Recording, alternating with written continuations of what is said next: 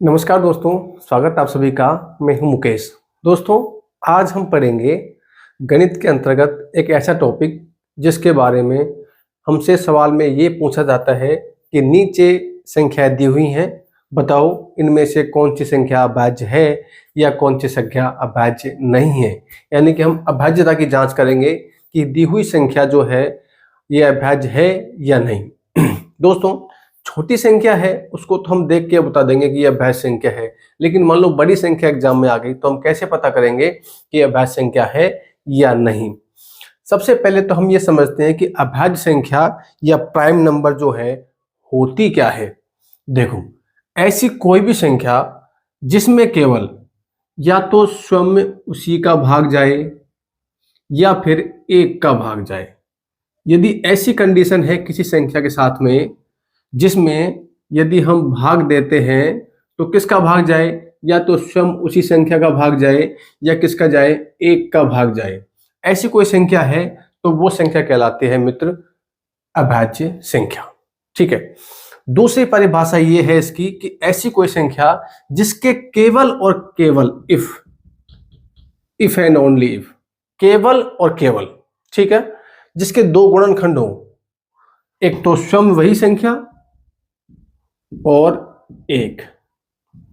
ऐसी कोई भी संख्या जिसके केवल और केवल, ये केवल और केवल का इंग्लिश में शॉर्ट फॉर्म है IFF, केवल और केवल। केवल और केवल का मतलब होता है ना तो दो से कम ना दो से ज्यादा। और वो दो कौन कौन से गुणनखंड हो सकते हैं, या तो स्वयं या एक। गुणनखंड का मतलब या तो स्वयं का भाग जाए या एक का भाग जाए। ऐसी कोई संख्या यदि है तो वो कहलाएगी अभाज्य संख्या। जैसे हम शुरुआत करते हैं, एक से शुरू करता हूं मैं, एक से।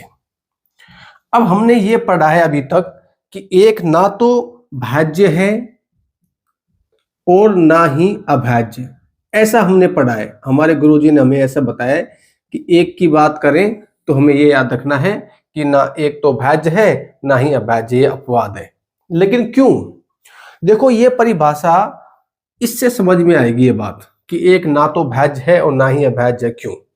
क्योंकि ये जो परिभाषा बोलती है कि ऐसी कोई संख्या जिसके केवल और केवल, यानी कि ना तो इससे कम ना इससे ज्यादा, जिसके केवल और केवल कितने गुणनखंड हो, दो। कितने? दो। वो कौन कौन से गुणनखंड? स्वयं एक, स्वयं और या एक। ठीक है।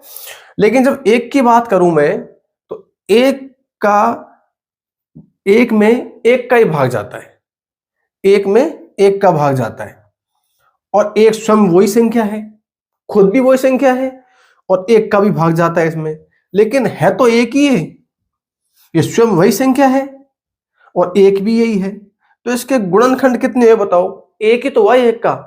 लेकिन अभाज्य संख्या की शर्त क्या है कि गुणनखंड कितने होने चाहिए? केवल और केवल दो, ना तो दो से कम ना दो से ज्यादा।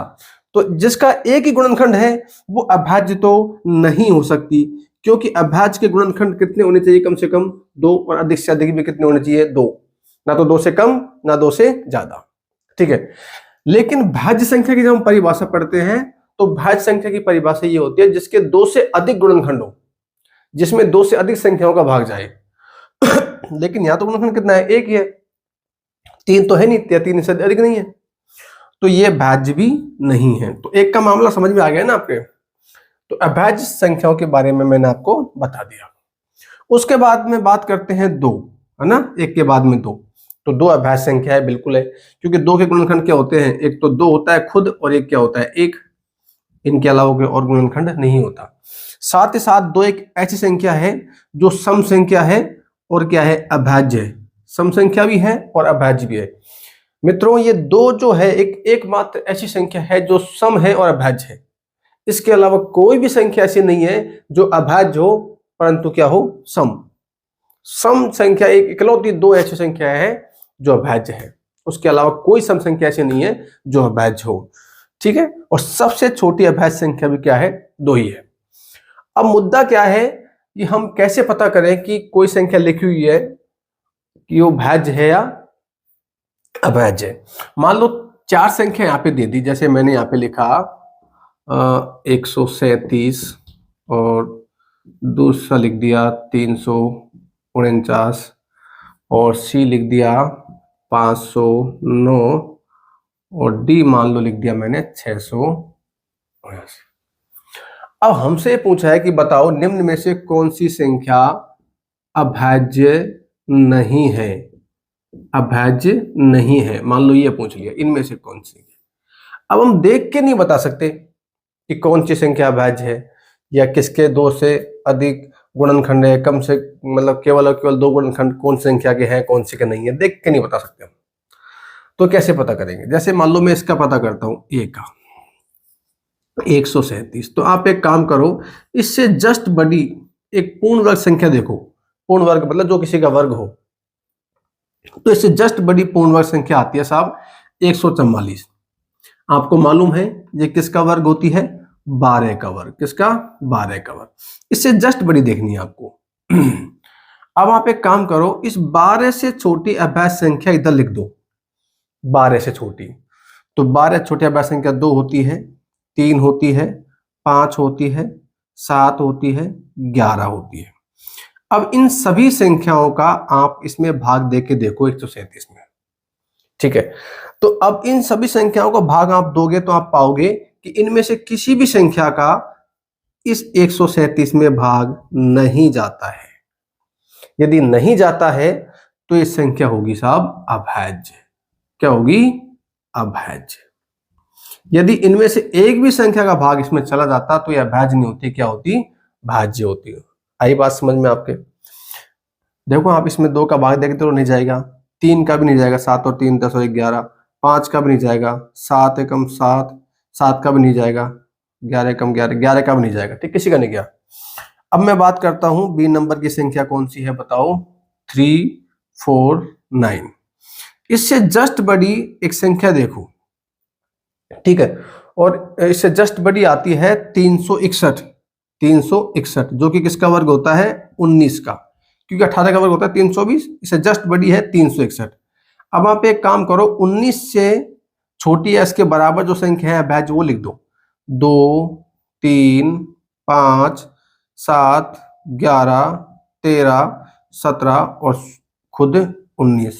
ठीक है, तो इनमें इनका भाग देके देखो आप, इनमें इसमें इन सभी संख्याओं का, तो आप देखोगे भाग नहीं जाएगा, किसी का भी भाग नहीं जाएगा। तो एक कैसी संख्या है बताओ? अभाज्य।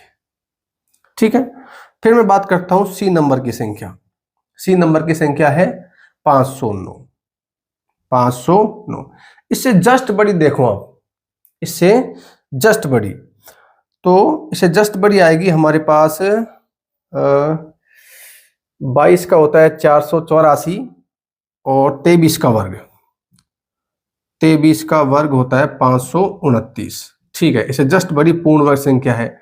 अब लिखो आप 2 3 5 7 11 13 17, उसके बाद में आप सीधा 23 पे आ जाओ।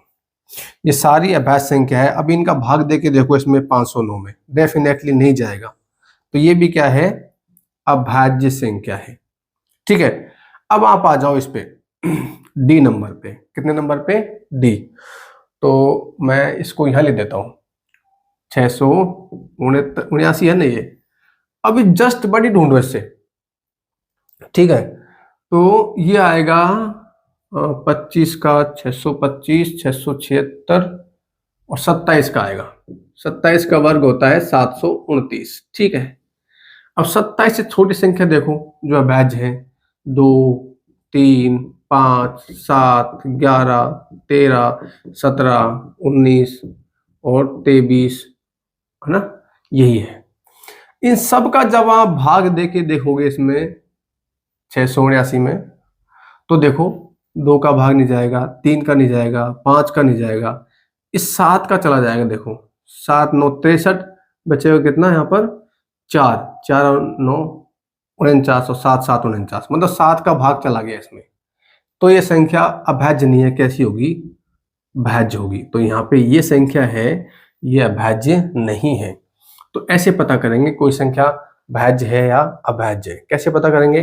जो संख्या लिखी हुई है उससे जस्ट बड़ी पूर्ण वर्ग संख्या देखेंगे, और वो संख्या जिसका भी वर्ग है उससे छोटी या उसके बराबर अभाज्य संख्या लिख लो।